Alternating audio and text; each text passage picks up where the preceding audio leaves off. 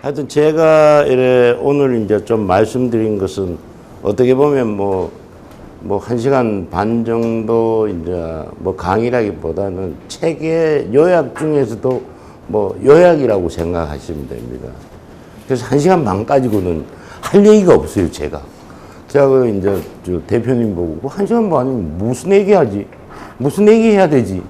물론 뭐 엑기스만 딱 얘기하면 뭐 10분이면 끝날 수도 있어요. 근데 그렇게 해가지고는 좀 재미없잖아요. 왜냐하면 이 브랜드 스토리 마케팅이라는 생각을 하게 된 가장 큰 동기가 뭐냐면 제가 옛날에는 이 마케팅 공부를 열심히 많이 했어요. 코틀러 까라 이래가지고 가다 이제 90년대에 뭐 들어와가지고 보니까 이제 저 에이크라든지 이 브랜딩에 관련된 사람들이 막 등장하기 시작을 하고 우리나라도 이 브랜딩 회사들이 많이 생겨요. 그래서 야 이거 그럼 마케팅하고 브랜딩하고 도대체 무슨 차이가 있는 거지? 왜냐하면 브랜딩이고 마케팅 속에 들어가 있는 건데 그걸 왜 따로 빼는 이유가 뭘까? 물론 이유는 알죠. 뭐 브랜드 자산이 어떻다 뭐 이래가지고 그 미국의 이제 컨설팅 회사나 이런 애들이 아니지. 그런 높으심이 굉장히 잘 아시는 분들의 픽이 있어요. 보니까. 그래서 이 브랜딩은 뭔가 문제가 있구나. 뭐가 문제가 있느냐. 결국 이 브랜딩 전략을 실행할 수 있는 방법론에 대해서는 아무 얘기도 하는 놈이 없어요. 그런데 마케팅은 해요. 뭐죠? 마케팅은 보면 왜 실행 전략 보면 마케팅 믹스 전략이라는 게 딱 있다고요. 그게 물론 이제 와서는 굉장히 많이 틀려져 있지만. 근데 브랜딩 쪽에서는 그런 게 없어. 실행 전략이 없더라고요. 제가 한 몇 년을 그러니까 에이커 4명 정도 있어요. 그 브랜딩 쪽에 그 유명한 이름 까먹어가지고. 그래서 그 책을 한 3, 4년을 저도 이 팀을 만들어가지고 혼자서는 그거 읽어낼 수 없으니까. 그래, 그때 한 5명 정도 뭐 어떻게 한 달에 한 번씩 뭐 책을 한 권씩 띄는 게 아니라 뭐 2달에 한 번씩 책을 띄가지고 한 2년을 해버리게 뛴 거. 그게 다 띄졌어요. 띄지면서 결론이 뭐냐면 이 브랜딩이라는 것은 뭔가 잘못된 거다. 잘못됐다기보다는 이거는 실행을 할 수 있는 방안을 얘기를 하지 않고 그냥 전략만 얘기하고 결과론을 가지고 자꾸 따지고 브랜드 자산이 어떻고 물론 거기 뭐 그죠? 브랜드가 죽어버리면 자산이 사라지나? 그 전에 빨리 팔아먹으면 좋지. 그래서 이건 이런 게 아니다라고 자꾸 이제 생각을 하고 있다가 어느 날 이 브랜드 이게 이제 출판사에서 책을 쓰라고 왔어요. 그 제목을 보니까 스토리텔링 마케팅이라는 책을 쓰라는 거예요. 그래서 그런 책은 못 쓴다. 이게 그때 이제 다행스럽다는 것은 뭐냐면 제가 2000년 초반부터 스토리텔링 뭐 이런 데에 대해 막 얘기들이 많이 나오니까 그 아티클을 계속 모아놓고 있었어요. 언젠가 한번 써야지. 그런데 이제 딱 연락이 오는 순간에 스토리텔링 마케팅은 재미없다. 브랜드 스토리 마케팅으로 써야지만 이게 브랜딩하고 연결될 수 있는 어떤 얘기가 되지 않을까. 그래서 제가 그때 이제 쓰는 목적은 하나였어요. 어떻게 하면 이 브랜딩 전략을 실행 부분에서 이 브랜드 스토리라는 개념을 가지고 실행 전략을 만들 수가 없을까. 뭐 그런 생각이었어요. 그래서 처음에 이제 브랜드 스토리 마케팅 책은 굉장히 개괄적이고 아니면 기존에 뭐 나왔던 것을 조금 이 브랜드 스토리 쪽으로 좀 오렌지를 해가지고 그냥 어떻게 보면 개념만 던져줬던 얘기를 그래가지고 2006년도에 이제 책을 냈어요. 뭐 엉성한 책이지만 그래도 아직 보니까 딱 정리는 잘 돼 있는 것 같아요. 아니 지금도 쭉 보면 뭐 정리 잘했네. 그래서 그걸 처음에 그 책을 해놔 놓고 이 미숙한 부분이 있잖아요. 그걸 막 채우려고 그랬다고. 두 번째 버전을 낼 때는 그 책을 채우자 그랬는데 그걸 고칠 수가 없는 거야. 그래서 두 번째 책은 다르게 내자.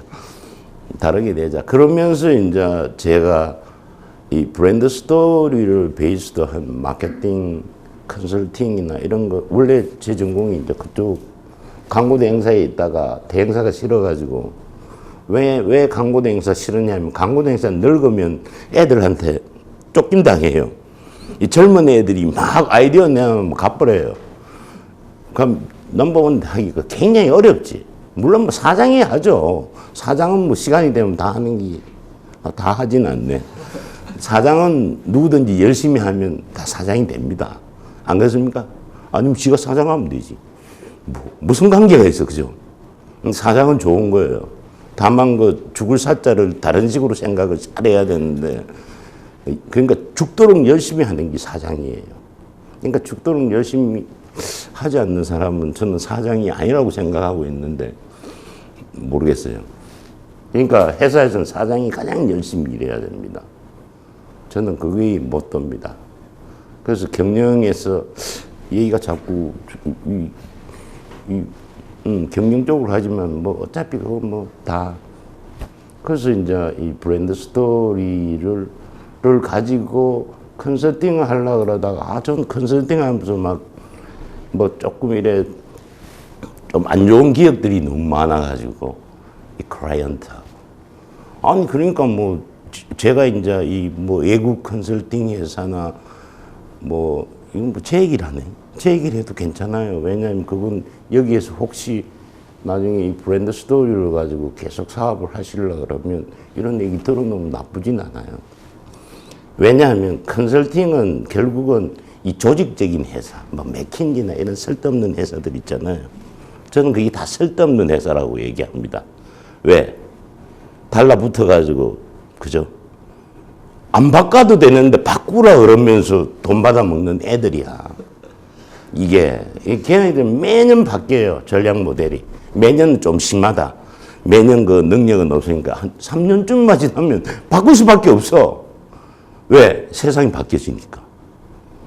시츄에이션이 바뀌어지잖아요. 그렇기 때문에 새로운 게 계속 나올 수밖에 없어요.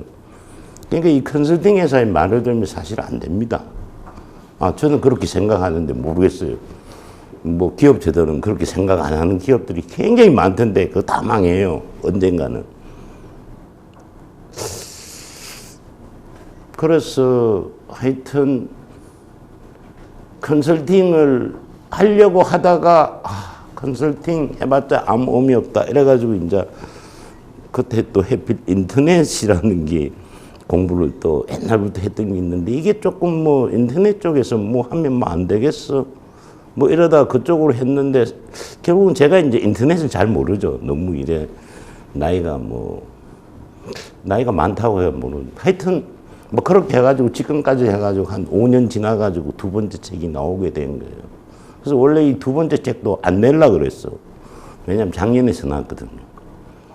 작년에 내려고 그러다가 이거 괜히 냈다가 이거 뭐 노하우 가르쳐주면 우리 회사 이거 문제 안 생길까 뭐 이런 쓸데없는 생각을 했는데 일을 해보다 보니까 문제가 뭐냐면 이 클라이언트 그러니까 기업들이 브랜드를 잘 모른다. 브랜드 스토리를. 그래서 알려줘야 되겠다. 알려주는데 저는 앞으로 3권 써야 됩니다. 그래야 끝납니다, 이게. 이 브랜드 스토리와 관련된 이 마케팅 책은 저는 아직 한 3권을 더 써야 끝난다고 생각하고 있는데 한 10년이 걸릴지 뭐 5년이 걸릴지 그건 모르겠어요. 뭐 개념은 잡고 있는데 어쨌든 그래가지고 저는 뭐 컨설팅보다는 오히려 이쪽으로 해가 이렇게 쭉 했는데 결국 그러다가 보니까 이제 만나는 것이 그 인터넷을 만나고 인터넷 공부도 결국 같이 했어요. 그러니까 한 5, 6년 한 거죠. 그래서 인터넷 공부도 거의 제 생각은 거의 끝났다고 지금 생각하고 있어요. 한 6년 했으니까. 그리고 소셜미디어, SNS 이런 게 인터넷도 이게 문제가 있어. 문제가 있는 게 뭐냐면 이 바꿔내면서 자꾸 장난을 치고 있는 것 같아. 미디어 툴로서. 그런데 우리는 이제 그럴 필요는 없죠. 우리는 이라면 뭐냐면 회사들. 근데 이 브랜드 스토리 마케팅 좋은 점은 뭐냐면 좋은 점 단 하나예요. 적은 돈을 가지고 효과를 극대화낼 수 있다. 그렇기 때문에 작은 회사한테 좋은 거예요. 이 중소기업들한테 굉장히 좋을 수가 있습니다. 대기업을 이겨낼 수 있어요. 시간이 가면. 그런데 인터넷까지 이 소셜 웹이라고 얘기하는 게 낫겠지.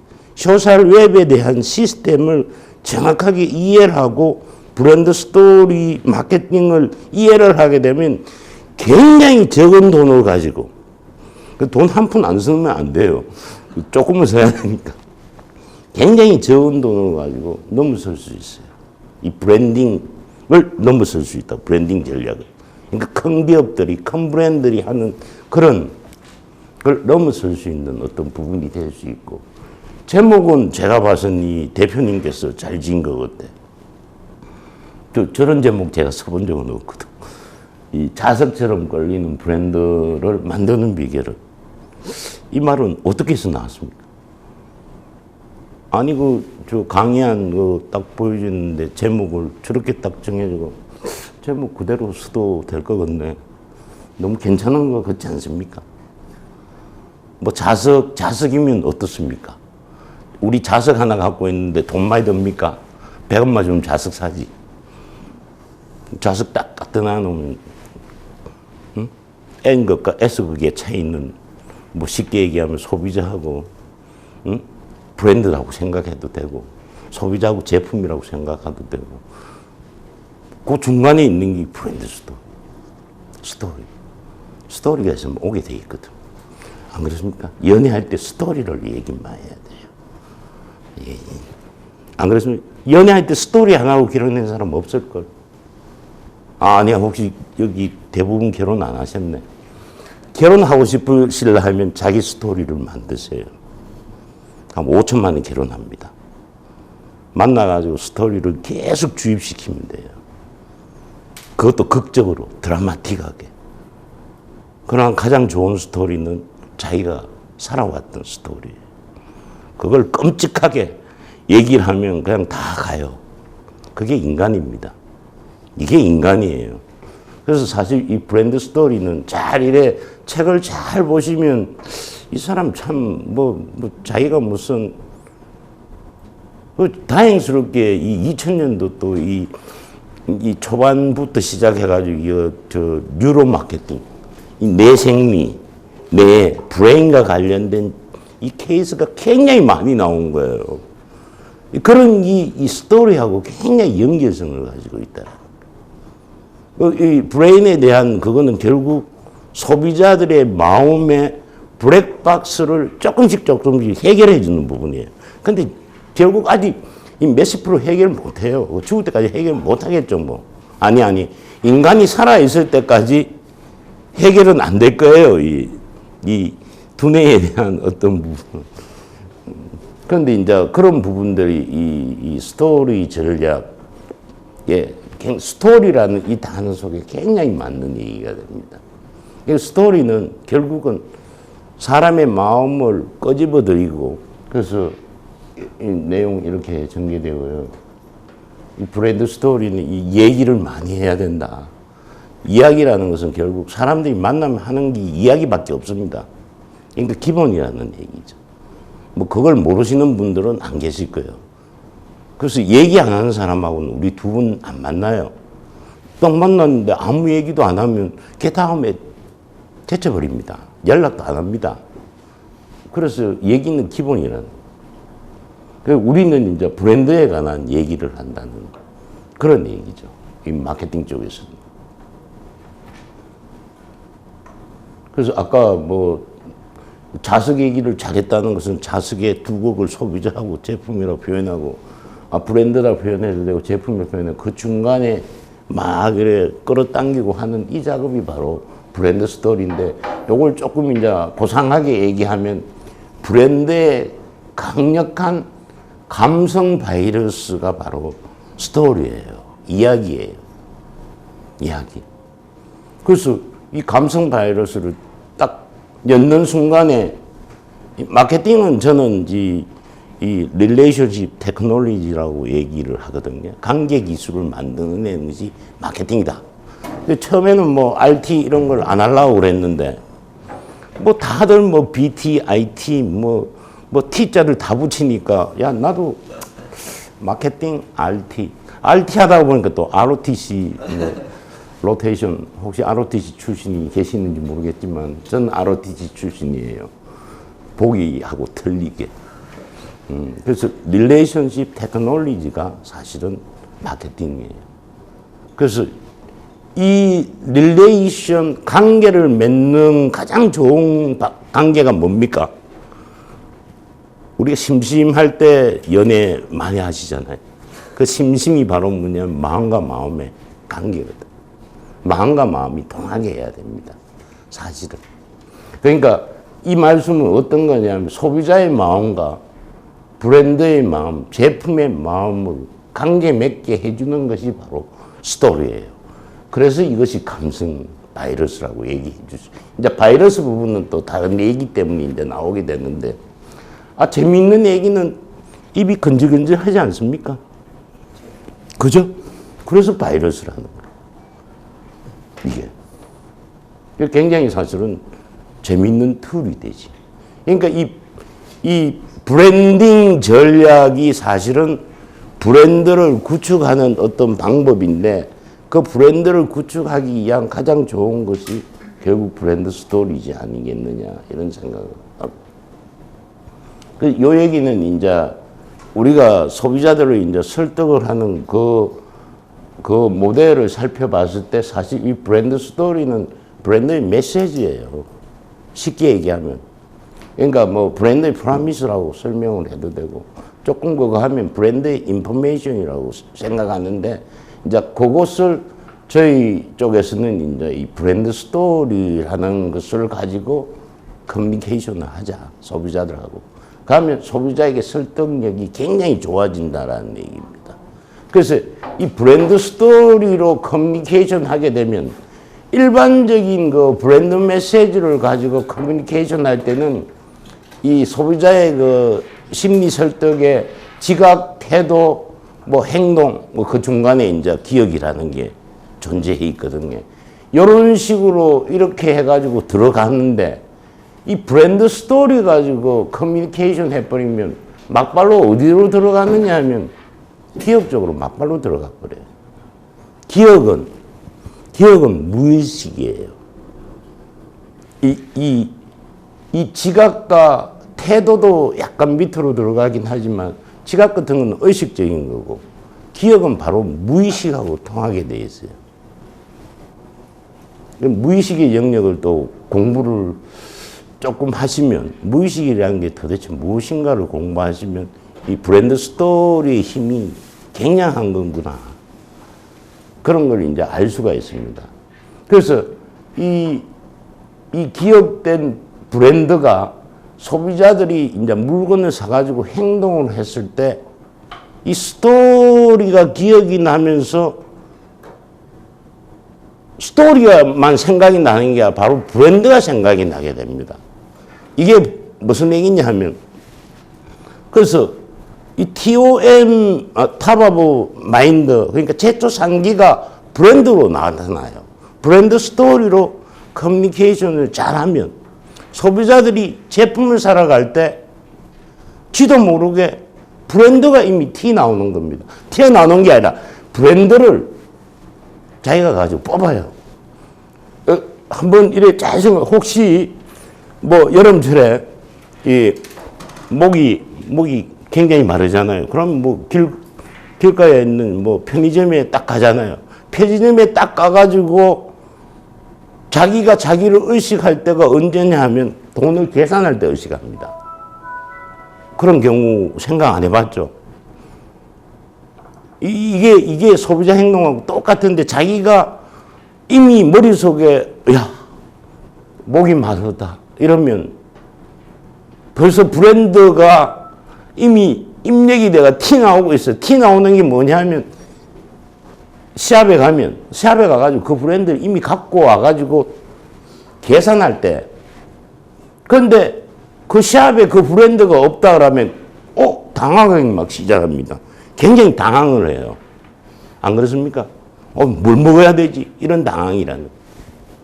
그런데 자기가 생각했던 그 브랜드가 딱 기억이 기억 속에 들어가 있으면 지도 모르게 그 브랜드를 갖고 나와가지고 계산할 때 생각납니다. 그 계산할 때가 5%예요. 우리가 마지막에 물건 살 때 마지막에 쳐다보는 게 있죠. 마지막에 뭘 쳐다봅니까? 물건 살 때. 돈. 이게 굉장히 중요한데, 지금 제가 얘기를 하다가 보니까 그래도 될 것 같아. 아까 우리가 감성 마케팅 이래가 소비자 무의식 들어가고 막 해가 95%는 소비자의 무의식을 움직이고 5%는 의식이 있기 때문에 95%를 움직이라 찝찝하는데 그거 다 틀린 얘기예요.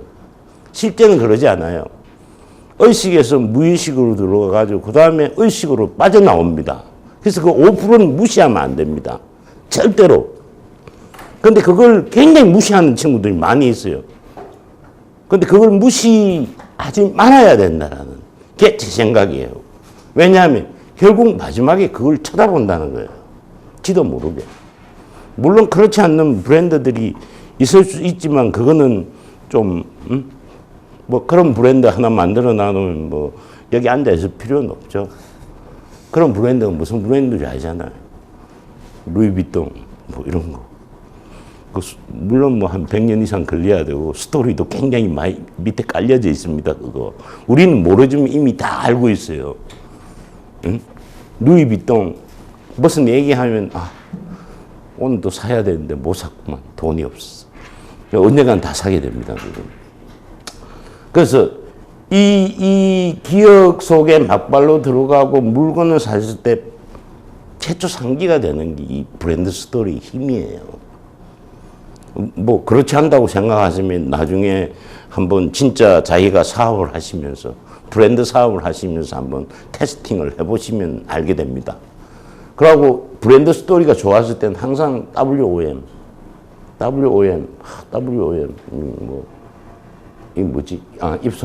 입소문이 계속 이야기를 많이 하기 때문에 할 얘기 없으면 브랜드 얘기까지 합니다. 지가 알고 있는. 브랜드의 디디 얘기 같은 거나 스토리에 대해서 얘기 많이 하지. 브랜드 자체는 얘기 잘 안 해요. 그게 있는데 어제 누가 그 물건을 샀대. 제품을 샀대. 그 브랜드를 샀대. 그래서 누가 특히 이제 스타들이 샀으면 그런 얘기들 많이 하죠. 그런 얘기를. 그 얘기 속에 이미 알게 모르게 브랜드가 다 개입돼 있습니다. 그래서 우리가 이 소문도 있지만 이 소문이 계속 많아지고 우리가 갖고 있는 이 브랜드 스토리가 정확하게 들어가 있으면 그 브랜드가 시간이 가면 갈수록 브랜드의 그 오리지널리티를 갖게 돼요. 이게 연결이 되면 이게 됩니다. 요새 가장 큰 하두가 얼마나 오랫동안 지속시킬까. 그러니까 내 죽을 때까지는 회사가 망하지 말아야 되는데 내 브랜드가 죽지 말아야 되는데 이런 쪽에 서스테이너블 브랜드 밸류를 만들어내요. 그러니까 지금 지속적인 브랜드 같이 아니면 지속적인 경영 이런 것들은 이 두 개가 다 연관이 되어 있는데 기업들이 자꾸 이것만 쳐다보고 있어. 아니 경영 쪽에서도 이쪽을 쳐다봐야 되는데 소비자 쪽. 경력의 소비자는 누굽니까? 종업원이지 그쪽을 안 쳐다보고 있어요. 이걸 만들어내야 되거든요. 그래서 물론 스토리텔링 경영 이러면서 또 나오는 그런 게 있긴 하지만 저희는 경영까지는 얘기하는 게 아니기 때문에. 제가 이제 여기 이제 단어를 달아놓은 것은 브랜드 인포메이션, 브랜드 정보라는 것은 정을 보내는 이 감정이 이미 들어가 있지 않습니까? 감성이. 사실은 요 단어 하나만 가지고도 사실은 다 풀려질 수 있는 얘기인데 이제 이런 단어를 너무 이제 많이 자주 쓰면 평이해져요. 그래서 그걸 새로운 용어로서 우리는 좀 브랜드 스토리를 계속 팔아먹는 게 좋지 않느냐. 브랜드 메시지도 있고 브랜드 프라미스도 있고 브랜드 인포메이션 다 같은 용어지만 이 새로운 용어로 봤는데 이 브랜드 스토리 속에서는 기본적인 이 브랜드 정보에 대한 정보, 이 정을 보내는 게 저는 정보라고 생각합니다. 정보를 잘 수집을 해야 된다는 것은 굉장히 중요한 부분이 있죠. 그 정보를 수집할 때는 우리가 보면 데이터를 수집하는 게 아니라 보이지 않는 정보까지 다 수집해야 됩니다. 그럼 보이지 않는 정보는 어디에 있을까? 혹시 보이지 않는 정보까지 수입해 본 사람 있습니까? 아니, 우리가 뭐 마케팅 하려고 그러면 시장 환경에 대한 조사 같은 거 먼저 하지 않습니까? 그것도 안 하고 합니까? 그건 아니겠지. 그건 해야 돼요, 무조건. 그거는 이제 마케팅 프로세스에서 무조건 해야 되는데, 이 보이지 않는 정보, 이게 감성 정보거든요. 감성 정보가 어디에 있는지 혹시 아시는 분 계십니까? 아, 질문하면 안 되지. 그러니까 하여튼 정보입니다. 생을 보내는 거고. 이 커뮤니케이션도 이 단어를 쳐다보면 이미 온갖 게 다 들어가 있어요. 참 재미있어. 이제 커뮤니케이션은 이 한문으로 쓰면 통신입니다. 우리 그거는 뭐 의사소통 뭐 이렇게 하는데 그것도 뭐 한문이 의사소통이죠. 의사소통도 잘 찾아보면 있는데 이 커뮤니케이션을 잘하는 사람은 요 단어가 그대로 돼 있어요. 믿을 신자의 통. 믿음으로서 통하는 게 커뮤니케이션입니다. 그러니까 우리가 보내는 그 정보 속에 믿음, 진정성이 없으면 그건 이미 커뮤니케이션이 아니에요. 그리고 이 커뮤니케이션을 단어로 딱 분리시키면 커뮤니케이션인데 이 컴이 바로 together, with 이런 개념이에요. 그러니까 커뮤니케이션 잘하는 회사는 다 이미 상생하고 있어. 윈윈하고 있고. 커뮤니케이션이 안 되기 때문에 그런 게 안 되는 거예요. 이 커뮤니케이션이 안 됩니다. 그러니까 뮤니케이션은 공감이에요, 공감. 요즘 아마 미래의 한은 공자가 될 거야. 이 공이 바로 영어로 하면 뭐가 됩니까? 소셜. 아닌가? 소셜일 거야. 요새 뭐 뜨고 있는 소셜이니까. 응? 공. 그런데 이 공감하고 together를 합치면 동감이 됩니다. 동감. 똑같아 이거지. 그건 뭐냐면 이 커뮤니케이션은 소비자하고 제품하고 똑같은 감정을 가지게 하는 것이 커뮤니케이션이. 그럼 안 팔릴 수가 없죠. 안 팔릴 수가 없죠. 그러니까 이제 제가 이 말씀 드리는 이거는 뭐 브랜드 스토리하고는 관련성이 없지만 이 마케팅 커뮤니케이션이 굉장히 중요한 부분인데 이 커뮤니케이션의 원뜻을 이해해버리면 아, 어떻게 커뮤니케이션 해야 되는가를 알 수 있다. 그렇게 되면 뭐 이건 뭐 그냥 이게 바로 마음과 마음이 통하게 하는 거예요. 마음과 마음은 보이지 않는 곳이 있으니까 마음이 보인다 그러면 그 사람은 뭘까요? 식스센스밖에 더 되겠습니까? 마지막에 그 영화 보셨죠? 마지막 장면 지가 죽은지도 모르고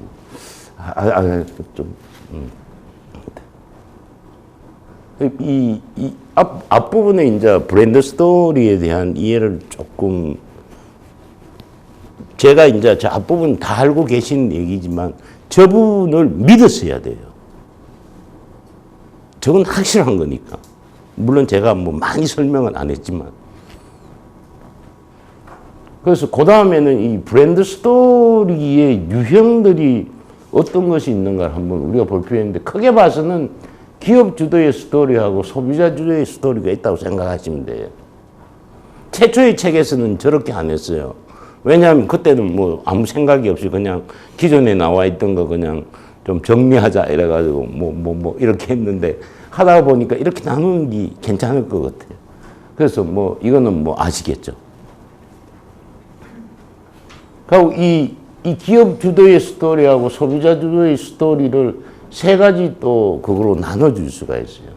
그래서 난픽션, 팩션, 픽션.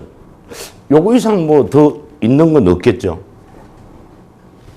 그러니까 뭐 실화, 진짜 이거는 사실에다가 픽션. 요즘 뭐 역사 드라마 잘 팔리는 재미성이 이제 여기 이제 있는 거. 허구, 이 픽션. 요게 이제 주로 광고에서 쓰는 부분이에요. 광고 대행사가 하는 작업은 다 이 스토리 콘텐츠를 만들어 하는데 이쪽 부분하고 굉장히 가깝죠. 사실은. 물론 뭐 이쪽에 있는 것도 많이 있고. 이쪽에 있는 광고들이 사실은 힘이 더 강합니다. 이 보시면 나중에 아시겠지만. 근데 이게 만들어내기가 굉장히 어려워요. 이쪽에서는. 그러니까 이쪽으로 거의 다 가죠. 소프트하고 감성이 들어가고 막 이런 쪽으로 하고. 그러니까 소비자 주도의 이거는 소비자들이 만들어줘야 됩니다. 우리가 만드는 거 아니에요. 이거는. 이런 걸, 이거는 이 브랜드의 경험 스토리, 실화 이런 거는 이제 뭐 일반적으로 얘기하면 일반적으로 리뷰를 하든지 아니면 그런 거. 뭐 지금 얘기한 서평 같은 것도 뭐 그런 데 들어갈 수 있지만 그건 아니에요. 그거는 1차원적인 이 경험 스토리고. 그 다음에 이제 에피소드 스토리, 루머 뭐. 이거 말고 이제 시간이 가면 더 이제 또 세분화돼가지고 드러날 겁니다. 이게 세분화되면 될수록 더 브랜드 스토리 마케팅이 정교화됩니다. 정교화된다는 것은 뭐냐면 우리 타겟 오디언스한테 정확한 메시지를 던져줄 수 있다는 거예요. 이 정확한 메시지를 던진다는 것은 돈 적게 들이고 전체를 다 우리 쪽으로 끄집어 들여 올릴 수 있다는 거예요. 그래서 이 뭐 브랜드 스토리 이런 거 뭐 이런데 뭐 예를 보시면 얘는 뭐 최근에 뭐 탐스 이런 거는 뭐 브랜드 뭐 히스토리 케이스이라고 생각하시면 돼요. 이게 이제 또 소셜하고 연관이 많죠. 이 소셜 브랜드라고 그래야 되나? 소셜 컴퍼니라고 그래야 되나? 소셜 커머셜은 아니에요. 지금 나오고 있는 소셜 커머셜은 다 망하겠지. 조만간. 그거는 마케팅에 쓸 수 있는 브랜딩은 아니니까. 요게 이제 어떻게 보면 브랜드 히스토리 케이스라고 생각하시면 되고요. 요거는 이제 비하인드 스토리는 뭐 비하인드 스토리에 브랜드와 관련된 뒷얘기라고 생각하시면 됩니다. 요거는 이제 이 브랜드의 어떤 경험 스토리. 이거 옛날에 뭐 SK텔레콤에서 그 뭡니까? 뭐더라? 까먹었네. 그 있지 않습니까? 뭐 하여튼 이런 경우 사실은 참 만들어내서는 사실 안 되는데, 그러니까 이런 걸 모집을 해가지고 그 중에 괜찮은 걸 가지고 이제 광고에 써먹고 하면 이런 게 이제 경험 스토리를 볼 수 있는데, 최근에 이런 거 많이 공모할 수 있죠. 우리가. 이거는 이제 브랜드 에피소드 스토리 중에 가장 뛰어난 사례 같아요. 빼빼로 데이. 야, 이런 거 하나 만들어주면 우리는 이제, 그러니까 이 마케터는 사실은 이 브랜드 스토리 마케터는 막 창작하고 이런 거 아닙니다. 있는 거 찾으면 돼요. 금맥 찾는 작업이에요. 널려 있는 것 중에서 지금 이 순간에 써먹어야 될 게 뭘까? 이거 찾아내는 작업이 사실은 어떻게 보면 굉장히 쉬운 작업 같은데 굉장히 어려울 수도 있죠. 그러니까 아까 뭐 기업 스토리 같은 것도 기업 내부에 다 있어요. 그거 안 찾아서 그렇지. 그러니까 뭐 상품 개발 한쪽에 가가지고 뭐 관련돼 있는, 제품과 관련돼 있는 사람들 다 만나보고 그 생각들을 다 듣고 뭐 만들면서 생겼던 거 이런 거 다 들으면 그 안에서 다 모을 수 있어요. 그래서 제가 왜 이 얘기를 들었냐면 사실은 브랜드 스토리는 만드는 것이 아니다. 브랜드 스토리는 발견하는 거예요. 있는 거에서. 그 발견 중에 이 금맥을 영어로 뭐라 그러지? 그럼 뭐죠? 데이터 중에 금맥을, 데이터 마이닝을 해가지고 이 스토리와 관련된 데이터들 다 거기서 딱 찾아내가지고 그 줄기를 찾아가지고 계속 들어가는 작업이에요. 계속적으로 들어갑니다. 이런 걸 이제 하려고 그러면 저희들이 많이 돌아다니면서 이 시중에서 나오는 얘기들을 다 들어야 돼요. 그러니까 마케터는 절대로 회사 안에 앉아 있으면 그건 죽은 마케터예요. 돌아다녀야 됩니다. 이거. 그러니까 시장 조사를 해가지고 쓸데없이 돈 쓸 필요 없습니다. 저는 조사를 옛날부터 굉장히 반대를 하는데, 아직도 여기 혹시 마케터들 계시면 뭐 조사를 해야 되는데, 그 조사하고 나면 그 조사는 굉장히 미스테이크가 많아요. 돈 막 억수로 들고 자기 눈으로 직접 확인하는 게 최고 좋아요. 그걸 이제 관찰이라 그러지. 소비자들이, 그러니까 우리의 그 타겟 오디언스가 하고 있는 행동을 관찰하는 겁니다. 그런 게 이제 P&G에서는 잘하죠. 왜냐하면 제품 나오면 소비자 가정집에 가가지고 어떻게 쓰고 있는 거 다 이래 말도 안 하고 다 찍어가지고 분석하고 찍으면 그 안에 행동이 다 드러나거든요. 말하는 순간에 이미 마음이 다 낍니다. 딱 보고 알아야 되는데 이 행동으로 드러나요. 그런 미드가 뭐죠? 미드가 뭐지? 미국 드라마 라이 투 미잖아요. 라이 투 미. 요새 라이 투 미가 버전 3로 넘어가 아직 안 하는 것. 이거는 이제 팩션의 이제 팩션은 사실에다가 이제 픽션을 덮어 씌워가지고 하는 건데, 여기 이제 루머, 패러디 뭐 이런 것들이 있을 수가 있습니다. 예를 보시면 이게 이제 이 루머 스토리에서 가장 유명한 케이스예요. 말보로. 이건 뭐 다 알고 계시겠죠. 다 알고 계신다는 게 이상하나? 이거 모르면 안 되는데, 적어도 1년 차만 돼도 알아야 되는데. 말보로에. 이거는 이제 우리나라 쪽에 이제 로만션이 좀 패러디. 그러니까 뭐 있던 거 가져와가지고 그냥 써먹었다라는 얘기예요. 뭐 요즘 뭐 이런 것들도 괜찮습니다. 이 팩션 같은 거는 오히려 재미가 있죠. 이 두 개 또 합쳐지니까.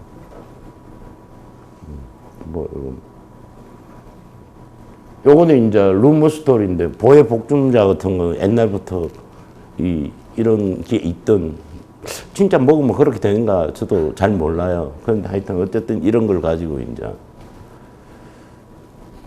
그러고, 아까 보혜 복종자 루머 스토리에서 백세주 같은 게 사실 처음에 그런 걸, 포스터에 그런 걸 그리고 그랬었어요. 지금 뭐 어떻게 되는지 모르겠지만. 요거는 이제 브랜드 프리 스토리인데, 이런 거 참 만들어주면 좋아요. 이런 건 좀 유도해야 되는데, 옛날에 이건 좀 얘기 들어보셨죠? 옛날에 저 무슨 영화입니까? 이거 뭐냐? 3명. 이 좋은 놈, 나쁜 놈, 이상한 놈, 이 영화가 이래 나왔을 때, 기발한 또 소비자가 그 영화하고 빠삐꼬하고 연결시켜가지고 5분짜리, 거의 5분 내지 10분 될 거예요. 이걸 인터넷에다가 막 하니까 빠삐꼬 많이 팔렸어. 그러니까 지금도 이런 걸 가지고 지금 이 롯데에서 하고 있어야 되는데 하고 있는지 그건 제가 모르겠어요. 추적이 잘 안 돼가지고. 요거는 이제 허구 스토리, 픽션. 여기 기업 주도. 그 다음에 이제 소비자 주도. 기업 주도는 뭐 많죠. 빅토리아 시크릿. 드림 스토리 같은 거는 뭐 유명한 브랜드, 패션, 아니, 명품 브랜드, 럭셔리 브랜드는 거의 다 드림 스토리를 많이 활용해 먹죠. 사실은. 우리가 럭셔리 브랜드를 갖고 있으면 이거는 까먹으면 안 됩니다. 럭셔리 브랜드, 물론 럭셔리가 100년쯤 지났으면 앞에 있는 거 그런 것들은 이미 다 이제 써먹어진 거고요. 이거는 이제 파생적으로 만든, 엔젤 리너스가 이쪽에 가깝다고 볼 수 있고, 디즈니랜드 쪽에서 하는 사업들이 이쪽에 가까워요, 사실은. 그거 정리가 하기가 막 어려워가지고, 자료가. 그래서 디즈니 쪽을 계속 못 집어넣고 있어. 언젠가 집어넣겠죠. 요건 아시죠? 엔젤 리너스도 굉장히 큰 거 같으셔요. 이제 넘버 2인가요? 커피숍에서. 저 카페베네, 엔젤 리너스, 그 다음에 스타벅스. 매장 수로. 근데 카페베네 망할 거예요. 조만간. 근데 스타벅스로가 망해야 되는데. 왜 망하질 않지? 엔젤 리너스는 한국 거니까. 카페베네도 망하기 힘들겠지 너무 커져가지고. 그거 잘 정리해야 돼요. 원래 너무 키워버리면 하루아침에 망합니다.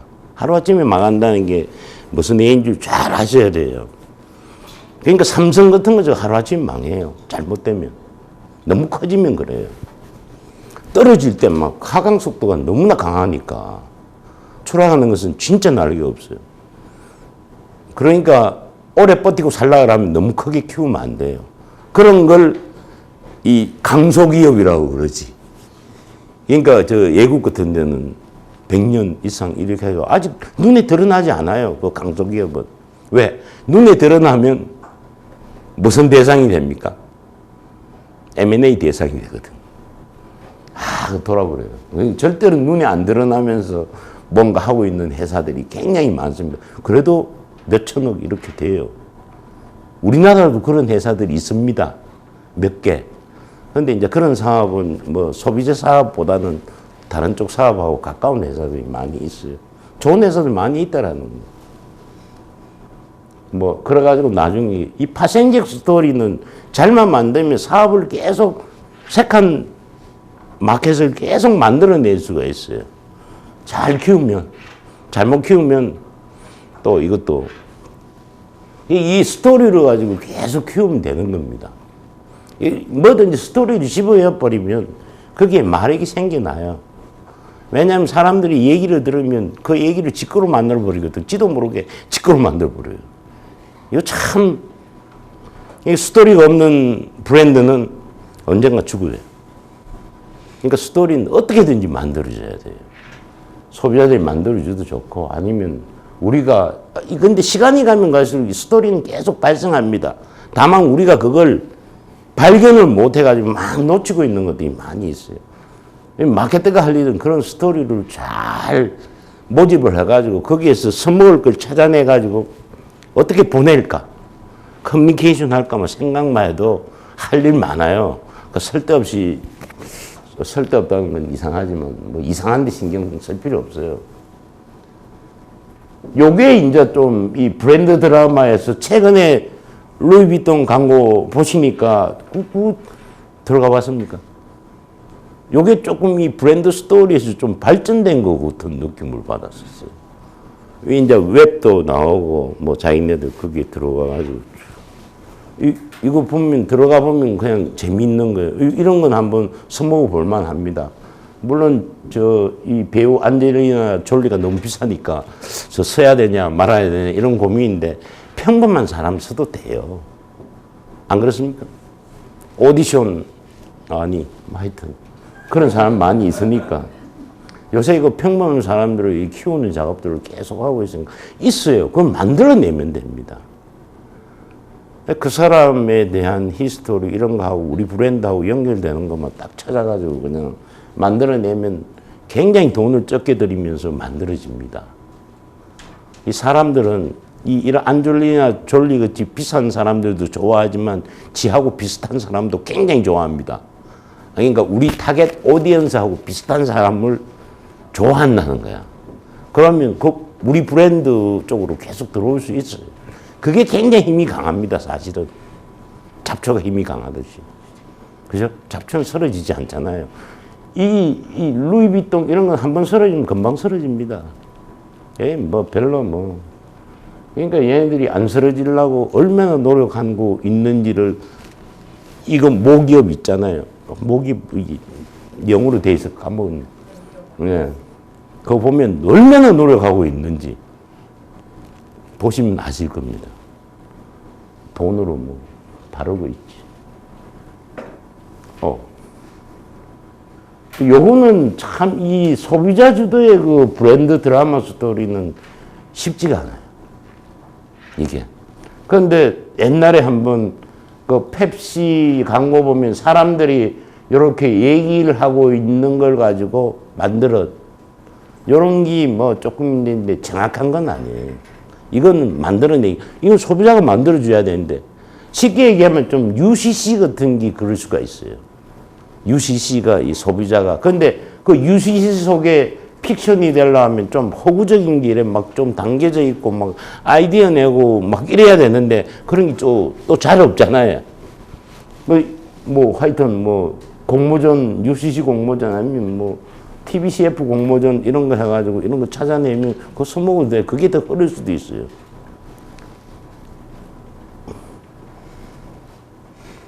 그래서 크게 이제 보면 기업 주도의 스토리하고 소비자 주도의 스토리, 실화, 뭐, 이렇게 해가지고 크게 보면 한 6가지 스타일이 있는데, 이게 이제 우리 브랜드의 시츄에이션, 컨디션에, 마켓 컨디션에 따라가지고 막 이게 돌아다니는 어떤 개념들을 갖고 있습니다. 이거 하나만 가지고 그러진 않아요. 이거 다 써먹어야 됩니다. 언젠가는. 하고 계속 돌리면 돼요. 돌리면 돌릴수록 계속 많이 나올 수가 있으니까. 그런데 이제 예를 들어가 우리가 실화 쪽을 남픽션적으로 써먹는데 하면 거기에는 항상 포인트가 진실함이 들어가 있어야 됩니다. 이게 안 들어가 있으면 무너집니다.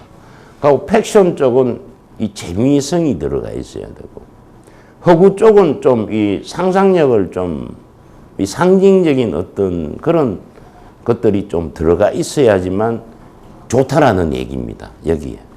그리고 이 기업 주도의 스토리에는 이 핵심은 브랜드의 차별성이 보여져야 된다는 거고, 이 소비자 주도의 스토리에는 브랜드의 가치가 거기에 들어가야 됩니다. 이 브랜드의 가치, 이 밸류, 참, 누가 한번 이쪽에 관심이 있으면 이 밸류에 대해서 한번 공부 한번 해볼 필요가 있어요. 가치란 도대체 무엇인가? 뭐, 정의란 무엇인가? 이런 책하고 비슷하게 가치란 도대체 무엇인가? 이런 책 쓰면 아마 잘 팔릴 겁니다. 가치, 저도 아직 잘 모르겠어요. 물론 뭐, 마케팅 책 보면 뭐 가치가 어떻고 뭐 나오는데 이거 어려운 단어예요. 굉장히 어려운 단어예요. 그래서 요즘은 이 가치를 창조하는 것보다는 밸류를 크리에이팅 하는 것보다는 밸류를 컨버세이션 하는 쪽으로 많이 움직여. 미래 기업은. 가치를 대화시켜야 된다. 소비자하고 제품하고의 그 가치. 우리 보면 뭐 프로덕트 밸류도 있고 브랜드 밸류도 있고 컨슈머 밸류 다 있는데 앞에 뭐가 하나 붙어버리면 밸류에 대한 개념들이 조금씩 틀려요. 그걸 대화해야 된다. 그 대화만 열심히 되면 그 다음에 끝나야. 이 마케팅이 참 어려워지는 건 제가 가끔씩 농담 이런 얘기합니다. 야, 이거 마케팅은 관계 맺기인데 요즘 사람들이 너무 빨리 이혼하지 않아? 아, 돌아버리겠어. 옛날에 저희들은 결혼하면 적어도 그죠? 죽을 때까지는 살았단 말이야. 같이. 요즘 그냥 막 헤어지니까 이 마케팅하기 힘들어집니다. 안 그렇습니까? 이 관계 맺는 게 결혼시키는 작업인데. 결혼하면 우리 물건 계속 쓰게 돼 있잖아요. 남 물건 쓰면 어떻게 됩니까? 이혼해야지. 그럼 불륜이거든. 근데 요즘 그냥 이혼이 너무 많이 생기다 보니까, 그 사회적인 영향이 마케팅에 미친 영향도 있어요. 그런데 그걸 나쁘게 생각하는 브랜드는 넘버원 브랜드야. 넘버원이 아닌 브랜드는 찬스가 온 거야. 무슨 말인지 알죠? 왜? 수익질을 할 수 있으니까. 스스로 뭐 소비자들이 알아서 넘버원 브랜드 내버린다는 얘기니까. 그러니까 넘버원이 아닌 브랜드는 찬스고 넘버원 브랜드는 머리 아프지. 어떻게 하면. 뭐 하여튼 뭐 그것도 조금 그래서 마케팅이 어려워지고 있다는 거예요. 옛날에 비해서. 그러니까 70년대, 80년대, 90년대까지 괜찮았어요. 마케팅 조금만 하면 괜찮은데 최근 들어와서는 마케팅이 어려워지지 않습니까? 실제적으로 해보면 진짜 어렵습니다. 돌아버리지. 그래서 이 CMO의 그 내용 연수가 몇 년인지 아시죠? 책에 보면 나오잖아요. CMO의 내용 연수. 몇 년입니까? 23개월로 나오던가요? 23개월만 바뀐다는 거예요. 우리가 안 바뀌려 그러면 이 브랜드 스토리 마케팅을 하면 죽을 때까지 안 바뀔 수 있어요. 아니, 자기가, 뭐 회사에서 바꾸면 자기가 나가 차리가 하면 돼요. 이 노하우만 갖고 있으면 적은 돈을 들여가지고 만들어낼 수 있는 부분이 존재한다는 거예요. 이 좋은 찬스인 것 같은데, 저도 해봐야 되는데. 그래서, 요런 것들이 사실은 요런 거하고 연결이 돼 있어야 됩니다. 이 희망, 꿈, 행복, 신념, 자아실현. 이게 너무 인간이 갖고 있는 궁극적인 목적하고 항상 목적이 연결되어 있어야 됩니다. 이게. 이 부분이 없으면 우리가 아무리 또 이 스토리 잘 만들어도 안 팔려요. 그런데 갖고 있습니다. 왜냐하면 사람들이, 이 제품을 만드는 사람은 내가 이 제품을 가지고 뭔가를 해보겠다는 꿈을 가지고 있고 희망 안 갖고 있습니까? 혹시 뭐 여기 기업체에 계시는 기업체 마켓 쪽에 계시는 분은 제품을 만드는 사람이 이런 게 없다 그러면 그 사람 제품 만들면 안 돼요. 이미 없는데. 이미 써먹을 게 없어. 그러니까 제품 만드는 사람하고 얘기를 해봐요. 당신이 그 제품 만든 이유가 뭐야? 그러면 나는 뭐 사람들을 위해서 아니면 뭐 희망을 주고 뭐 행복 뭐 이런 얘기를 쭉 하면 만들어봐. 이게 좋은 거예요. 잡스는 그랬죠. 불행하도 죽어가지고 죽으면 좋잖아요. 삼성이. 우리나라가 살았어요. 저는 잡스가 2, 3년 동안 더 살 줄 알았거든. 그 수술만 해서만 한 5년 버텨서 그런데 보니까 너무 빨리 죽었어. 미국에서 암에 걸리겠다 해가지고 그렇게 빨리 죽을 수가 없는데 보니까 얘가 또 동양을 공부하는 바람에 대체의학 쪽으로 갔다니만. 그거 대체의학 아무나 하는 거 아니에요. 대체의학에서 살라 그러면 절대 도시에 있으면 안 됩니다. 도시하고 접근하면 안 돼요. 암 걸렸을 때. 이거 또 다른 얘기네. 이런 것들을 갖고 있고 이런 것들이 사실은 스토리 속에 다 들어가 있는 겁니다. 그래야지만 스토리가 움직여요. 살았어. 그러니까 인간이 갖고 있는 궁극적인 목적 속에서 제품이 탄생돼야 돼요. 한번 한번 보세요. 제품이 잘 팔리는 제품은 거의 다 그 제품을 처음에 만들 때의 그 히스토리 아니면 오리진을 살펴보면 그런 것들이 다 들어가 있습니다. 안 들어가 있는 것 같지만. 그게 안 들어가 있는 제품들은 나오는 즉시 뭐가 됩니까? 패망. 실패합니다. 실패합니다. 잘 보시면 돼요. 그러니까 우리의 제품은 그 속 안에 이 중에 하나는 담겨져 있어야 된다. 이 만드는 사람의 마음이 어디에 있느냐 이런 것들을 살펴봐야 돼. 이런 것들을 이렇게 해가지고 다 하면 이런 것들이 있으면 스토리 만들어지기가 굉장히 쉬워요.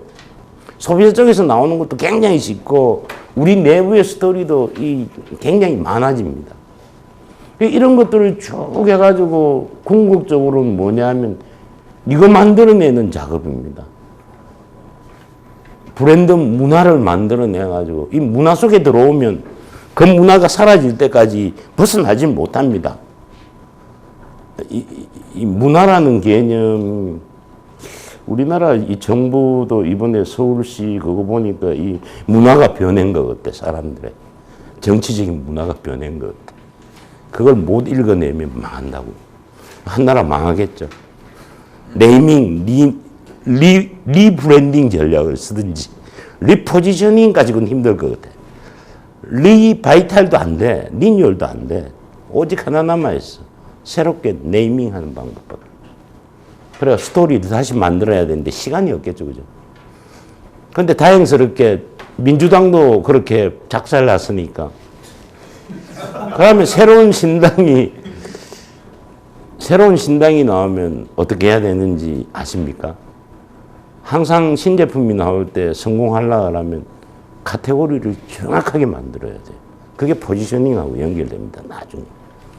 포지셔닝이 뭔지는 책 보십시오. 그거 설명하려고 하면 오늘 뭐 다 끝나지.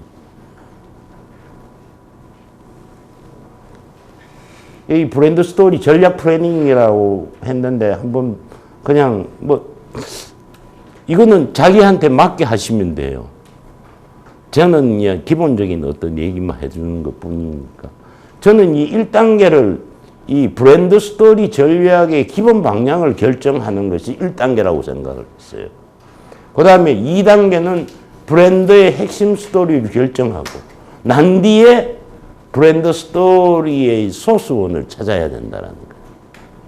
근데 보통 이제 우리가 마케팅 전략 세울 때는 이 시츄에이션, 그러니까 이 자료부터 먼저 찾는 작업을 하는데 이게 3단계에 가야 되지 않느냐라는 생각하고 있고, 그러고 난 뒤에 브랜드 스토리 개발이라는데 이 개발자는 좀 맞지가 않아요. 그냥 브랜드 스토리 잘 찾아가지고 워싱하자 뭐 이런 거예요. 그러니까 매끄럽게 만들자. 그러고 난 뒤에 이제 마지막에 이제 커뮤니케이션 전략을 이제 세우는 작업을 하는데, 이 이제 브랜드 스토리의 기본 방향을 결정을 할 때는 세 가지 부분을 점검을 해가지고 이제 해야 된다는 겁니다.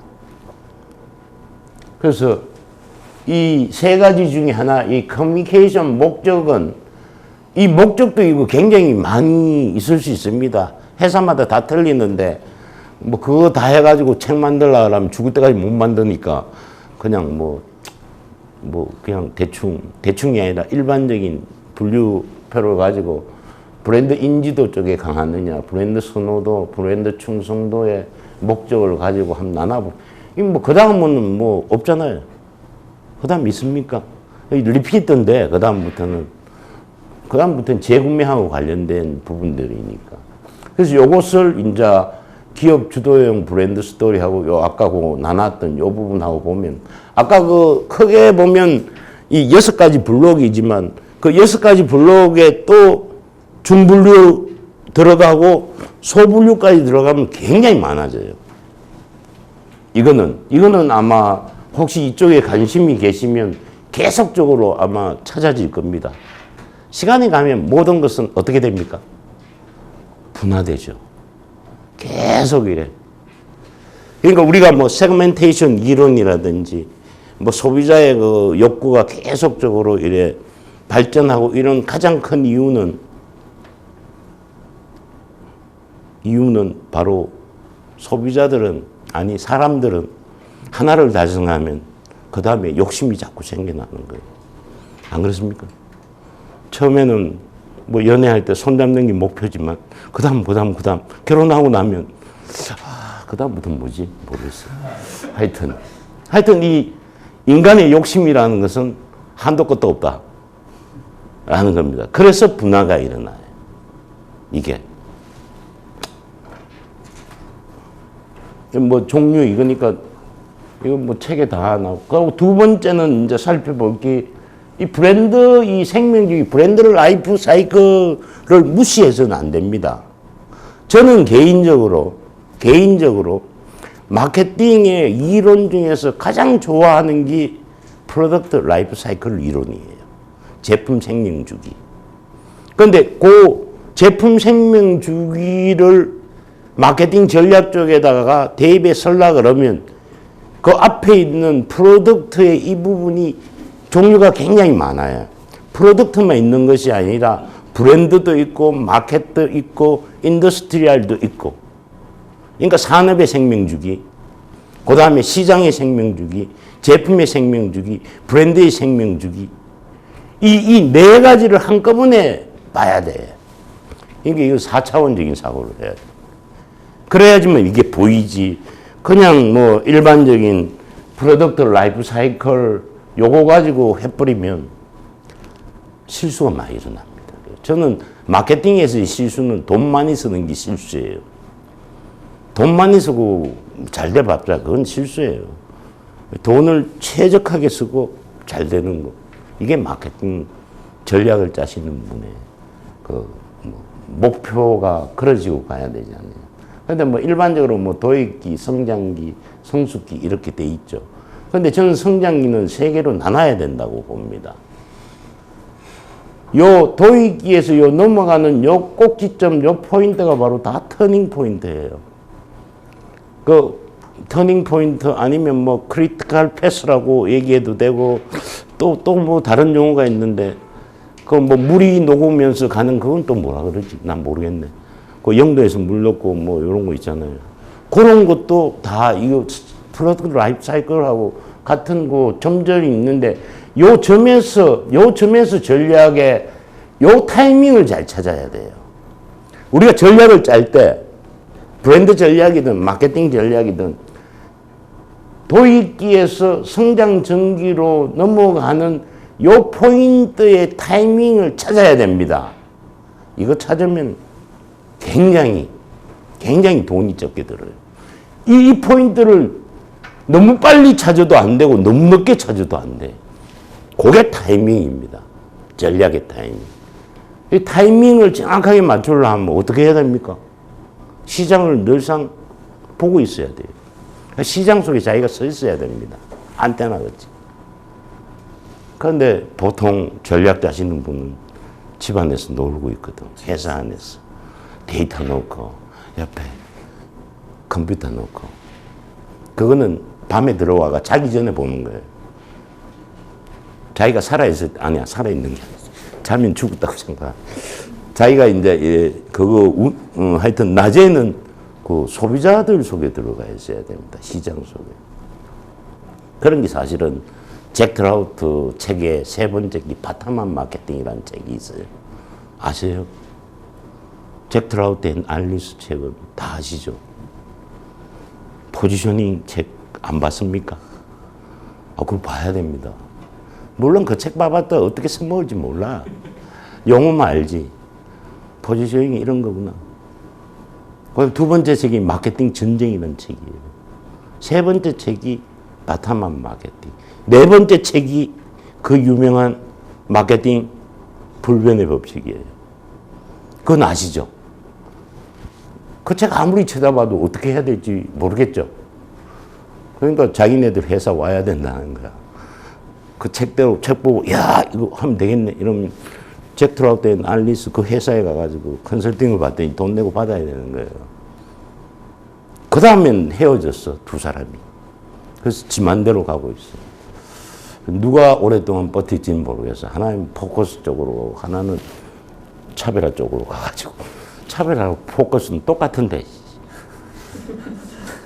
따지고 보면 똑같아요. 근데 둘이가 뭐, 왜 헤어졌는지, 뭐, 하여튼 뭐 헤어져가지고 아직까지는 잘 가고 있는데, 뭐, 이제 돌아가실 때 안 됐겠습니까? 나이가 한 70세 넘었을걸요. 그럼 이제 죽어야지. 저거 딸한테 또 물려주대. 알리스는 로라 리스라는 애한테. 저거 딸이거든요. 그래서 이 브랜드 생명 주기 단계로 보고 이 나눴는데 뭐 제가 이런 말씀 드리면 이상하지만 이게 100% 맞는 건 아닙니다. 그냥 뭐 그렇게 한번 나눠봤어요. 뭐 그런데 별로 틀리진 않아요. 100% 맞진 않아요. 왜냐하면 제가 이걸 다 해본 케이스가 없기 때문에. 그 다음에 이제 이거는 FCB 그리드 모델은 아십니까 혹시? 이게 푸커넴 벨딩이라는 미국의 광고 대행사의 FCB 모델이에요. 제가 이 광고 모델 중에 하나입니다. 광고 대행사인데, 광고 모델 중에는 그래도 이게 좀 우리 쪽하고 굉장히 가까운데, 그게 뭐냐면, 이 인볼브먼트, 관여도 개념하고, 이 싱크, 그러니까 이성적인 거, 감성적인 거, 감정적인 거, 이래 나오는데, 이게 바로 오른쪽 두뇌, 왼쪽 두뇌, 뭐 이런 거하고 관련성이 있어요. 두뇌하고 관련성이 있는 이론입니다. 그러니까 두뇌의 세분화에다가 소비자들의 관심, 인볼브먼트가 어텐션하고 똑같아요. 관심거리하고 똑같습니다. 요즘 뭐 관심거리 못 찾아내면 망합니다. 먼저 우리가 소비자를 이해하려고 그러면 우리의 그 타겟 오디언스, 그러니까 우리의 소비자가 어디에 관심을 갖고 있느냐, 이걸 먼저 찾아야 돼요. 그거 찾으려면 어떻게 해야 됩니까? 관심거리 그거 조사 아무리 해도 답 없어요. 아십니까? 왜냐하면 사람들이 관심거리는 다 틀리거든요. 그런데 우리의 소비자를 직접 만나가지고 관심거리에 대해서 얘기 딱 하면 우리 브랜드, 우리 제품하고 맞는 관심거리가 딱 느껴져요. 조사하면 조사에 들어가는 순간 이미 평준화돼 버립니다. 이 조사해서 깨가지고 안 되는데, 어쨌든 조사는 조심해야 됩니다. 조사 속에서 답안지를 찾지 마십시오. 이 조사는 무슨 조사냐 하면 조사기관에 주는 조사예요. 물론 출구조사는 뭐 거의 맞대, 이상하게. 이번엔 좀 틀리나 그랬더니 뭐 그래도 또 맞대. 근데 이번에 그 서울시장 선거를 보면서 마케팅적으로 뭐 느끼는 건 없었습니까? 아, 이거 부동층이 많죠. 그러니까 신규 브랜드가 해볼 만하다는 겁니다. 그죠? 넘버 1, 2가 졌다 보니까 밑에 있는 층이 잘하면 이겨낼 수 있어요. 사람들이 그렇게 변해 있다라는 겁니다. 굉장히 많이 변했어요. 그러니까 20대, 30대는 특히 더 그거예요. 40대는 그래도 좀 가까워지겠죠, 그죠? 근데 40대까지 그렇더라고. 물론 이제 다른 부분 때문에, 시츄에이션 때문에 그런 게 있지만, 그게 사실 소비자 마인드를 보여주는 겁니다. 그 좋은 데이터를, 그 데이터만 잘 분석해도, 아, 우리 꽁지에 있어도 찬스가 있구나라는 걸 느낄 수 있는데, 개인들이 써먹는 또 커뮤니케이션 툴들은 또 다 있잖아요. 그거 그대로 쓰면 돼요. 중요한 것은 어텐션의 키 메시지를 어떻게 찾아낼 거냐. 우리 쪽하고. 이거 말만 돼요. 움직일 수 있는. 그런 걸 이 액션 아이디어라고 합니다. 액션 아이디어. 행동을 유발시키는 아이디어. 말은 제가 이렇게 하지만 참 저도 찾기 어려워. 근데 소비자들을 계속 만나다 보면 그 느낌이 옵니다. 그걸 이제 뭐 고상하게 얘기하면 인사이트라고 얘기하죠. 고상하게. 아니면 뭐 직관이 어떻고. 그러니까 고상할 필요가 없어요. 인사이트는 이미 인간 속에 있습니다. 자기가 거기에 내가 이걸 성공을 시키겠다. 우리 브랜드를 그래서 소비자를 만나면 지도 모르게 인사이트, 인투이션, 뭐 온갖 게 이미 다 나타나요. 그게 뭐 따로 있는 거 아니면 배워서 되는 게 아니라 이미 있다니까. 그걸 안 해서 안 나타나는 거야. 책 보고 아무리 봐도 공부 안 됩니다. 그렇게 하면 그게 나타나요. 그 포인트를 잡아낼 수 있는 그런 거 저는 발견이라고 그러는 거예요. 그것도 발견이에요. 탐색을 해서 발견을 하는 거예요. 그 포인트를. 이렇게 얘기하면 굉장히 싫어하는 사람 많이 있어요.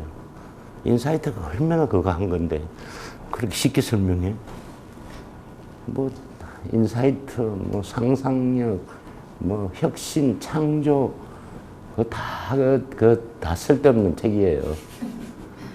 자기가 간절하게 생각을 하고 성공해야 되겠다고 하고 타겟을 만나면 그게 이미 드러나요. 그걸 찾아내는 거예요. 네? 그럴 때 메모가 필요한 겁니다. 메모. 메모리라는 단어가 메모리거든요. 메모리가 뭡니까? 기억이잖아요. 기억은 메모하고 관련성이 있는 거예요. 그러니까 메모 잘 하시면 소비자한테 브랜드 기억시키는 방법을 알게 됩니다. 소비자를 만나면. 이거는 이제 이렇게 해가지고 요 세 가지 이 커뮤니케이션 목적이나 브랜드의 생명주기, FCB, 요게 우리 쪽이 지금 시츄에이션에 이게 어디에 있는가를 나타나면 거기에 아까 뭐 얘기했던 뭐 예를 들어 우리가 이쪽에 있다 그러면 메인은 이렇고 서부는 이런 거 사용을 해야 되는데 이걸 더 디테일하게 이 부분 잘 안 됐어요. 뭐 언젠가 될지 모르겠지. 그럼 그런 것들을 연결을 시켜가지고 이 세 가지를 연결을 시키면서 이걸 이제 뽑아내는 작업을 하는 거예요. 이게 뭐냐면, 지금 현 시점에 우리가 써먹어야 될 브랜드 스토리의 타입이라는 거예요. 물론, 뭐, 여기에서 그냥 이렇게 했으니까 이걸 뭐, 하여튼, 조금 더 이렇게 생각하면 자기 브랜드에 대해서 생각을 하게 되면 이런 부분들이 더 정교하게 나올 수가 있습니다. 그래가지고 이걸 통합을 시키면 뭔가가 나와요. 이 스토리 타입으로 가야 되겠다, 지금. 이렇게 이제 일단 판단을 하고 움직여야 되는 거예요. 그러고 난 뒤에 이제 이 브랜드의 코어 스토리를 이제 찾아내야 돼요. 이 코어 스토리를 찾아내는 게 조금 복잡하긴 합니다. 이 부분 굉장히 복잡하죠. 브랜드 아이덴티티, 브랜드 퍼스널리티가 또 브랜드 포지셔닝, 이 뭐 설명은 다 하지 않았었어요. 이거는 뭐 다 알고 계실, 브랜드 공부에서는 뭐 이 정도는 다 해야 되기 때문에, 그래서 브랜드 코어 스토리를 찾아내고, 이 코어 스토리를 가지고 이제 브랜드 스토리를 만들어낸다는 게 참 진술하는 어떤 그런 어떤 부분인데, 요걸 이제 진술을 하실 때 거기에 이제 주제와 특성과 연상에 대한 부분이 하고 플롯은 브랜드 스토리 타입이라고 생각하시면 돼요. 이 뭐 문학에서 얘기하는 플롯하고 브랜드 스토리에서 얘기하는 플롯은 좀 틀리겠죠? 제가 봐도 아무리 문학의 플롯하고는 좀 안 맞더라고요. 처음에는 그쪽에 공부하면서 뭐 찾아내려고 그랬는데 도저히 안 맞았어요.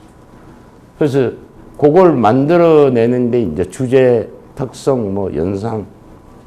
근데 이 중에서 이 부분이 굉장히 또 중요할 수 있습니다. 이거는 처음에 이제 중요한 것은 주제라고 생각이 들고, 그 다음에 이건 퍼스널리티라고 생각해도 돼요. 쉽게 생각하면. 이건 브랜드 아이덴티티라고 생각해도 됩니다. 쉽게 얘기하면. 앞에 장에서 얘기했던 이런 부분이라고 생각하시면 돼요. 근데 요거 정리하기가 그렇게 쉽지 않습니다. 브랜드 아이덴티티를 정확하게 정의한 브랜드들이 잘 안 보여요. 사이트 아무리 들어가도 정확하게 정의한 브랜드는 없어요, 잘. 그거는 이 브랜드 책들이 너무 어려워서 그런 거예요. 브랜드 책 들어가 브랜드 아이덴티티 데피니션 내리는데 이게 뭐 너무나 이 변수들이 많아요. 그거 다 조사해가지고 만들어냈다가 아마 시간이 지나가지고 다음 조사 또 들어가야 될 것 같아요. 왜 브랜드 아이덴티티도 시간이 가면서 변화될 수 있습니다. 소비자가 변하면 다 변화될 수도 있어요. 물론 이제 그런 것 때문에 이 뭐 브랜드 퍼스널리티가 보완시켜주는 이런 어떤 역할을 하고 있긴 하죠. 그래서 이런 어떤 부분이 검토가 돼야 되고, 그 주제를 이제 검토를 할 때는 이거는 이 메타포 심청 딥 메타포인데 이거 누구지? 외국에 그거 뭐지? 그 사람 이름이 뭐더라? 소비자 심리 쪽에 그 조사 지맷슨 그 사람 책에 보면 요 책이 있어요. 마케팅 메타포리아인가 뭐 하여튼 모르겠어요. 그 책에 나오는 이 7가지가 어떻게 보면 소비자의 심층적인 어떤 메타포, 이 언유에 대해서 혹시 뭐 문학 쪽이나 국문과 쪽에 공부하신 분이 이 메타포가 뭔가를 잘 연구하면 이 메타포 가지고 굉장히 재미있는 걸 마케팅 뭐를 만들어낼 수 있어, 브랜드 쪽에. 우리가 이래 소비자들을 설득을 시킬 때 우리가 어떤 사례를 가지고 얘기를 하면 굉장히 이래 잘 받아들이죠. 그런 게 메타포예요. 언유기법이에요. 그러니까 옛날에 있던 이런 것들을 가지고 이용을 해가지고 그걸 현대에 맞게 곤치는 것이 메타포가 될 수도 있습니다. 그거는 제보다는 국문학 쪽에 공부하신 분들이 더. 그러고 여기 이제 브랜드 특성은 브랜드 이제 캐릭터, 브랜드 퍼스널리티라 보는데 이거는 더 많이 있을 수도 있어요. 이 중에서 이제 우리 브랜드하고 어느 쪽이 가까운가를 찾아내는 게 좋죠. 이거는 이제 브랜드 연상. 브랜드 연상은 여러 가지의 어떤 부분이 있는데 이 브랜드 연상은 굉장히 중요합니다. 혹시나 나중에 이 브랜드 쪽에 더 보시려 하면 이 브랜드 어소시에이션이라는 것이 굉장히 중요하다. 저는 처음에 우리가 보내는 처음 브랜드가 나와가지고 그 브랜드의 어떤 얘기를 보내면 그게 사실은 소비자들의 기억 속에는 보통 이미지로 다 기억이 됩니다. 그래서 이 브랜드 이미지가 굉장히 중요해요. 그런데 그 브랜드 이미지가 우리 이 플래닝 쪽에서는 브랜드 포지셔닝하고 같은 개념이에요. 이 브랜드 포지셔닝의 어떤 얘기를 이 소비자 쪽에서 받아들일 때 그게 이미지로 받아들인다는 거예요. 소비자들은 제품을 그 자체로 받아들이지 않습니다. 그걸 지도 모르게 다 조각조각 다 내요. 그게 내니까. 그러니까 이 이미지 조각들을 다 이렇게 메모리 시켜놔 놓고 뭔가 행동이 일어날 때 그 조각들을 다 이렇게 순식간에 모읍니다. 그게 두뇌예요. 이거는 뭐 제 얘기가 아니라 뭐 그쪽 얘기니까. 두뇌 쪽의 얘기니까. 그래서 그 이미지의 조각들이 어떤 행동을 했을 때 쫙 모여가지고 브랜드로 나오는 거예요. 사실은. 그런데 이 어소시에이션이라는 것은 그 이미지는 또 뭐냐 하면 우리가 우리는 이런 이미지를 심기 위해서 보냈는데 소비자들은 또 그렇게 받아들이지 않습니다. 왜냐하면 자기가 갖고 있는 과거의 그렇죠. 과거의 경험, 그걸 이제 스키마라고 그러는데, 과거에 갖고 있는 그 잔존 정보하고 들어오는 정보하고 섞어가지고 이미지로 해요. 그런데 그런 부분들이 사실은 이 브랜드의 연상하고 연관성이 있습니다. 시간이 가다 보면 이 브랜드의 연상에 그것들이 굉장히 많아진다는 거예요. 그런데 이것이 하나의 아이덴티티 속에서 그게 연상으로 묶어져 있으면 같은 이미지를 가질 수가 있는 거예요. 이게 그러니까 오래된 브랜드면 브랜드일수록 이 브랜드의 연상의 범위가 굉장히 넓습니다. 그래서 소비자들이 물건을 사려고 뭔가 한 부분, 그 연상의 범위의 한 부분에 있는 이미지만 그걸 우리가 코드라고 얘기해 줄 수 있어요. 아니면 사인의 한 조각만 딱 생각을 해버리면 그 생각이 전체 브랜드로 퍼진다는 거예요. 그러니까 이 오래된 브랜드가 강할 수 있는 것은 브랜드의 연상이 많기 때문에 시간이 가면서 많아지거든. 이게 뭐냐면 이런 겁니다. 그러니까 우리가 처음 나온 브랜드의 연상은 작아요, 범위가. 그런데 이 시간이 가면서 이 연상이 커진답니다. 그러면 그 연상의 범위 속에 들어오면 다 우리 거예요. 그러니까 오래된 브랜드가 강할 수밖에 없죠. 그걸 죽이려면 어떻게 해야 되느냐. 그런 것도 이제 우리가 있죠, 그죠? 찾아보면 다 있어요. 그런 거 이제 브랜드 스위치 전략이라고 그러는데, 그걸 또 쓰면 돼요. 뭐, 그건 또 뭐 다른 얘기지만. 어쨌든 우리 스토리가 그 넘버원 브랜드 스토리보다 더 매력적이면 다 오게 돼 있어요. 안 그렇습니까? 매력적인 사람한테 안 끌리는 사람 있나? 더욱 신선하고 영하면 젊은 사람 좋아하잖아요. 젊은 사람 좋아하는 사람 잘 없지? 그죠? 그건 오직 늙은 사람들만.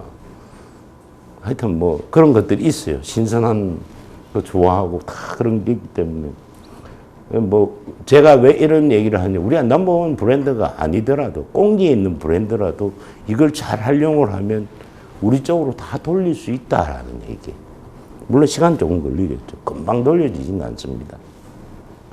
그런데 그걸 한꺼번에 막 돌리려고 돈을 억수로 쓰면 그런 거는 저는 굉장히 반대합니다. 뭐 한꺼번에 진짜 입력이 되면 완전 뭐 패 죽여버리는 게 최고 입력이 잘 돼요. 우리 이 정신적인 거에서 그 영화 같은 거 보면 그런 거 있잖아요. 도가니 같이 그렇게 만들어 버리면 금방 죽을 때까지 까먹지 않지. 응? 근데 그런 거 쓰면 안 좋잖아요. 도덕적이지 않잖아. 아니 근데 마케팅도 그런 거 쓸 수 있어요. 거짓말 지금 씁니다. 쓰는데 많아요. 옆집 앞집에서 또 다 반대하지. 옆에 있는 사람들이. 그런데 이제 제가 다시 얘기하면 이 연상이라는 부분이 시간이 가면 갈수록, 그래서 우리가 이 처음에 브랜드를 가지고 막 할 때는 굉장히 쉬워지는데 나중에 가다 보면 이게 희석이 되는 부분이 있습니다. 시간이 가면서 경쟁사도 들어오고 막 이게 막 내가 소비자 머리에서 희석이 되는데 그걸 우리 쪽으로 잡아내려면 이 연상이라는 게 이런 거다. 그러니까 이 연상의 범위 속에서 우리가 그럴 때 사실은 좀 사용할 수 있는 그 기법이 바로 마인드 매핑이라는 기법이 있어요. 마인드 컨트롤 아니야. 마인드 맵? 마인드 맵이라는 게 있잖아요. 그 하나 놓고 이래 막 연상시키고 아니 이거 갈래를 막 그리면서 그림 그리는 거 아십니까? 그 있거든요. 그 마케팅 조사 쪽에서도 그거 쓰고 있는 데가 있어요. 메카스 조사 하여튼 아니 레더링 기법 이런 데서는 사실 그런 거 가지고 쓰고 있어요. 그런데 우리가 그런 걸 그려놓을 필요가 있습니다. 우리 브랜드의 핵심적인 걸 찾아내면 그 핵심하고 연관되는 언어들이 어떻게 될까를 계속 이렇게 만들어 놓으면 그걸 시간이 가면서 자꾸 넓히면 돼요. 그러면 이 브랜드의 연상 범위가 굉장히 넓어지면 소비자들이 그냥 우리가 연상으로 만들어 놨던 그 부분에 뭔가 하나만 걸리면 우리 쪽으로 쫙쫙 빠져들어옵니다. 그러니까 오래된 브랜드가 버텨낼 수 있는 게 이런 겁니다. 그냥 초코파이 점 같은 거 잘 안 사라지잖아요. 그게 다 그런 거거든.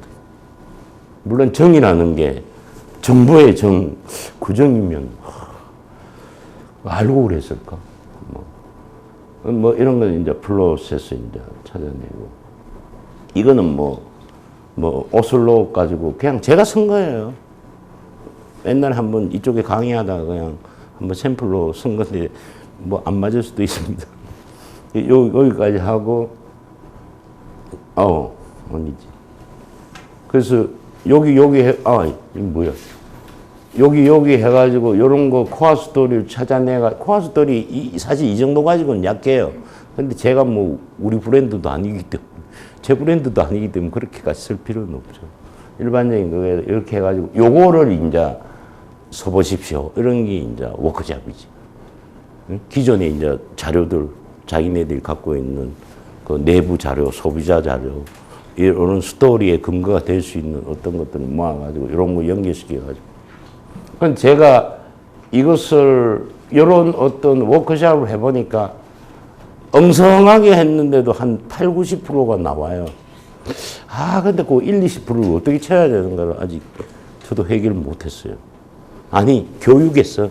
근데 자기가 브랜드를 직접 하면 그건 채워집니다. 저는 거기까지는 굉장히 힘들었어요.